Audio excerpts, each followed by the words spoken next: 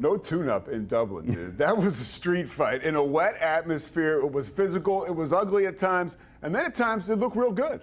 Well, once the rain stopped, I thought we got a much better indication of like what these quarterbacks would have looked like if you hadn't had the rain for 4 quarters. I thought that fourth quarter, the quarterback play between Avery Johnson and Rocco Beck was much better. It was sloppy early. We talked about last week coaching decisions and turnovers, and those were 2 things that we saw early. A toss from Iowa State at the 1-yard line in the rain, didn't agree with that, and then 4 first-half fumbles. Once the rain stopped, though, I thought you got a chance to see more of the play calling that we would have expected and some really good downfield passing from both of these quarterbacks. Iowa State coming away with the win in a closely contested game, and near disaster was averted for Kansas State. Dylan Edwards injured on basically the first play of the game, special teams-wise, went out of the game, but we do know through Chris Kleiman that x-rays were negative and he's going to be okay. But here's a look.